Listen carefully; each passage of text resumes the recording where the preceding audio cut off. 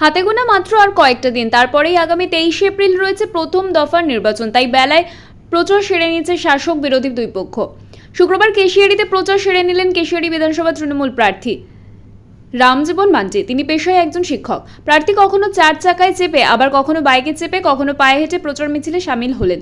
এদিন প্রথমে কেশিয়াড়ি ব্লকের লালুয়া অঞ্চল নির্বাচন কমিটির উদ্যোগে লালুয়া 8 নম্বর অঞ্চল এলাকায় বাইক র্যালির আয়োজন হয়। কুকাই বাসস্ট্যান্ড থেকে বাইক র্যালি শুরু করে পাচিয়ার হয়ে পুরো পঞ্চায়েত এলাকা ঘুরে কলাবনীতে এসে শেষ হয়। কয়েকশো বাইকে তৃণমূলের কর্মী সমর্থকরা পতাকা নিয়ে র্যালিতে সামিল হয়।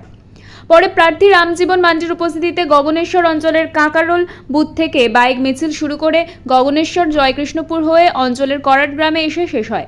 কর্মী সমর্থকদের উচ্ছ্বাস উদ্দীপনা ছিল চোখে পড়ার মতো। পরে নচিপুর গ্রাম পঞ্চায়েতের ভসরা হাট এলাকায় কর্মী বৈঠকের আয়োজন হয়। এদিনের বৈঠকে নেতৃত্বরা তৃণমূলের উন্নয়নের খতিয়ান তুলে ধরে প্রার্থী রামজীবন মান্জিকে জয়ী করার আহ্বান জানান। একই সঙ্গে এদিন বিকেলে কেশিয়াড়ি 7 নম্বর অঞ্চলের কাঞ্চনপুর বুথ এলাকায় প্রার্থীর উপস্থিতিতে প্রচার মিছিলের আয়োজন হয়। এদিনের এই প্রচার মিছিল কাঞ্চনপুর বুথ এলাকা থেকে শুরু হয়ে থানাগোড়া হয়ে কেশিয়াড়ি বাসস্ট্যান্ডে এসে শেষ হয়। এদিনের প্রচার মিছিলে তৃণমূল সরকারের উন্নয়নের নানা দিক তুলে ধরে প্রার্থীকে জয়ী করার আহ্বান জানান নেতৃত্বরা। প্রার্থী ছাড়াও উপস্থিত ছিলেন জেলা মহিলা তৃণমূলের সভানেত্রী মামনি মান্ডি, জেলা পরিষদ সদস্য পলি সাহা, জেলা সাধারণ সম্পাদক ফটিক রঞ্জন পাহাড়ি সহ অন্যান্য নেতৃত্বরা।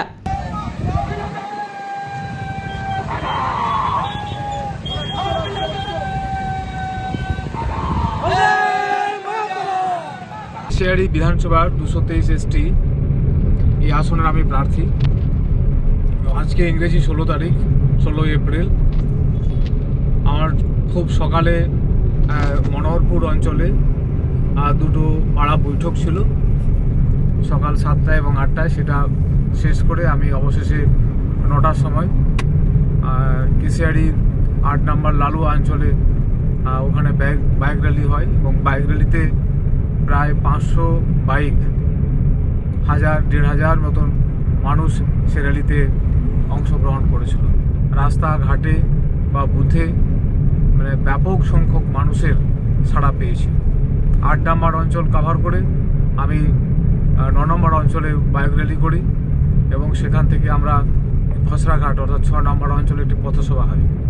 পথসভা শেষ করে 6 নম্বর অঞ্চলের 2-3টা বুথে ডোর টু ডোর ক্যাম্পেনিং করেছি। কেশিয়াড়ি 7 নম্বর অঞ্চলে আমরা আসি। কেশিয়াড়ি 7 নম্বর অঞ্চলের একটি বুথে প্রায় 1500 মহিলা তারা পথ পরিক্রমা করে এবং সুন্দর একটি বর্ণাঢ্য শোভাযাত্রা সহকারে মতন একটি র্যালি বের হয়।